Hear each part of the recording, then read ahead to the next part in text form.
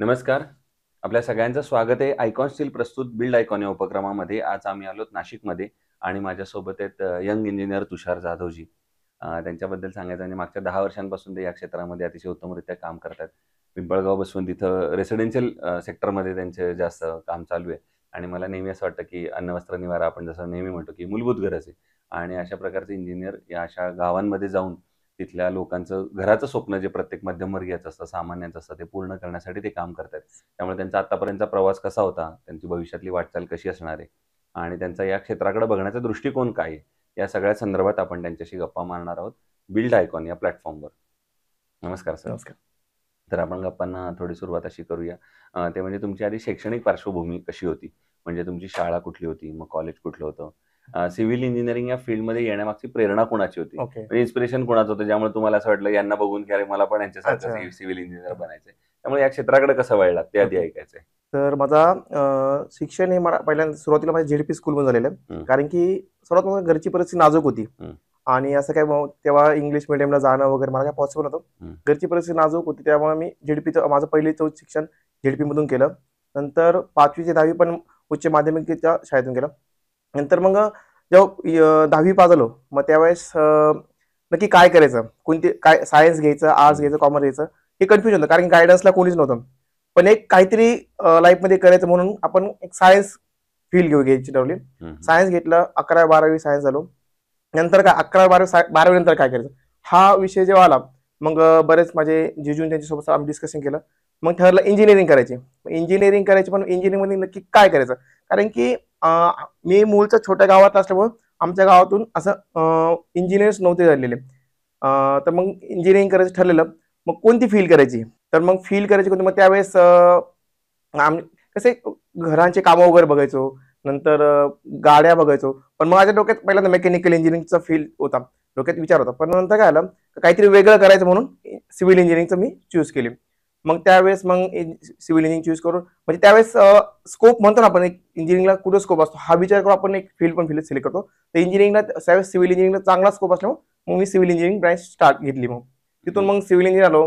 Civil engineer मग नंतर मला बी सिव्हिल मला एमई करायचं होतं. एमई करायचं होतं पण मी त्यासाठी के के वाघ इंजिनिअरिंग कॉलेजला प्रोफेसर म्हणून जॉईन झालो. 2012-13ला मी प्रोफेसर म्हणून जॉईन केलं. पण काय झालं मी असं टीचर असताना एका रिलेटिव्हच्या घरी गेलो. त्यांचं घराचं काम चालू होतं. तर त्यांनी मला काही टेक्निकल क्वेश्चन विचारले घराच्या रिलेटेड. तर मला ते लिटरली त्याला मला आन्सर नाही करता आलं. मग मला तेव्हा स्ट्राईक झाला की यार आपण ॲज अ सिव्हिल इंजिनियर असून काही टेक्निकल गोष्टी आपल्याला माहित नाही.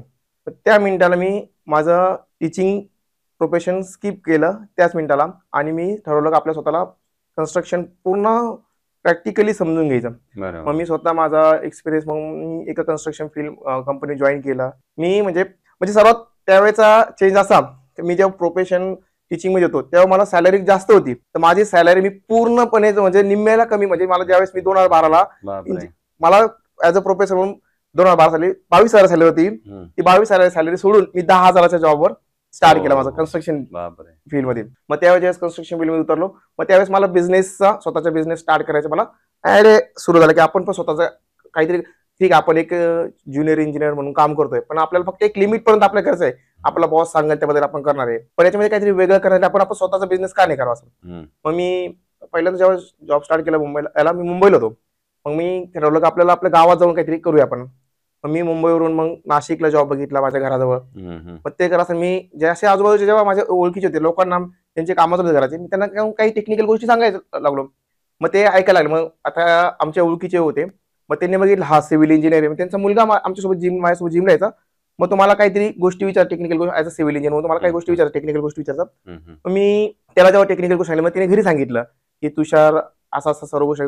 मग त्यांनी एक छोटासा प्रोजेक्ट मला दिला. म्हणजे प्रोजेक्ट एकदम छोटासा होता म्हणजे हार्डली फक्त 2 लाखाचा प्रोजेक्ट होता. पण मग आपल्याला टार्गेट होतं आपल्याला कुठून तरी आपल्या कन्स्ट्रक्शनची सुरुवात करायची.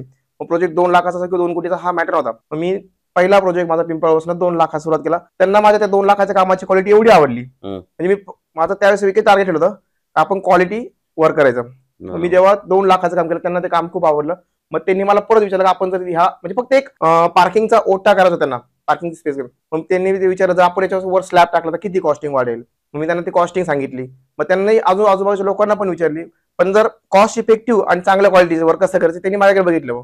मग त्यांचा मी स्लॅब ठरला. म्हणजे असं करत करत त्या पहिल्याच प्रोजेक्टमध्ये माझा पहिला 2 लाखाच्या ऐवजी तो 20 लाखाचा होऊन गेला. बापरे. आणि मी त्या कामामध्ये इतकं फोकस केला आणि स्वतः म्हणजे पर्सनली पूर्ण लक्ष देऊन आणि एकदम क्वालिटी मेंटेन केली. प्रत्येक गोष्ट एकदम कॉस्ट इफेक्टिव्ह करून दिली त्यांना. आणि जेव्हा माझा तो प्रोजेक्ट एकदम रोडवर असल्यामुळे काय झालं, आजूबाजूचे लोक जेव्हा बघायचे ना, मी त्या प्रोजेक्टमध्ये प्रत्येक वेळेस मटेरियल परफेक्ट यूज केलं, नंतर अॅक्युरेसी यूज केली. म्हणजे प्रत्येक गोष्ट एकदम आपण एक बारकाईनं कसं करत ते फोकस करून गेली. त्या प्रोजेक्टचं माझं मटेरियल बघून, कामाची क्वालिटी बघून मला त्या 1-2 लाखाच्या कामावरून 20 लाखाचं ते काम झालं. आणि त्या कामावर मला त्या वर्षी जवळजवळ 10 कामांचे प्रोजेक्ट मिळाले ते. वा.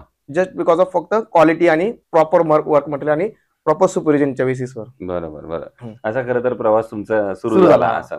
तर मग आता या क्षेत्रातल्याच काही प्रश्नांकडे वळूया. तर त्यातला पहिला प्रश्न असा आहे की आता हे सगळे काम करताना तुम्ही बघितलं असेल या क्षेत्रात अकुशल कामगार किंवा अनस्किल्ड लेबरचं पर्सेंटेज यामध्ये जास्त आहे आणि ज्या ग्रामीण भागात तुम्ही करता तिथेही जास्त आहे. तर अशा लोकांबरोबर तुम्ही कसं काम करता किंवा कसं ते हाताळता सगळं परिस्थिती? जेव्हा अकुशल कारागीर आपल्यासोबत असतात म्हणजे कधी कधी चिडचिड होते.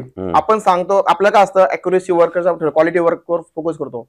जेव्हा असे अकुशल कारागीर येतात ना, तर मग त्यावेळेस आपल्याला काय होतं, आपण जर प्रॅक्टिकली स्ट्रॉंग असू का ही क्वालिटी असं केलं, जर आपण प्रॉपर जर केलं म्हणजे त्या कारागिराला मग आपण अशा वेळेस काय करतो, आपण स्वतःला समजून सांगतो की बाबा हे स्टील रेजे असे कटिंग किंवा हे बांधकाम असं केलं पाहिजे. म्हणजे आपलं स्वतःचं प्रॅक्टिकल नॉलेज आपण यूज करू ना, जर आपलं प्रॅक्टिकल नॉलेज असेल तर आपण कारागिराला कुशल करू शकतो.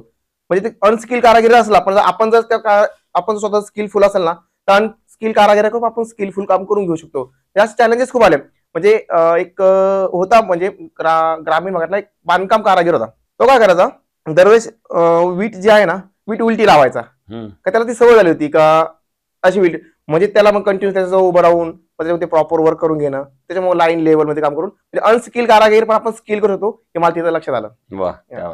दुसरं रेसिडेन्शियल प्रोजेक्ट मध्ये काम करताना खरं तर तुमची सुरुवात अशी झाली की 2 लाखाच्या कामाचं 20 लाख झाले. पण आता तुम्हाला असा अनुभव आला असेल की बऱ्याचदा कस्टमर म्हणतो की माझं बजेट एवढंच आहे आणि त्या एवढ्याच ह्याच्यामध्ये करून द्या. तर अशा वेळेला मग बजेट आणि क्वालिटी या दोन्हीचा समतोल मग तुम्ही कसा साधता? मग त्यावेळेस आपण काय करतो, जे असे जेव्हा कस्टमर ज्यांचं बजेट कमी असतं आपण त्यांना काम तिथे करायचं.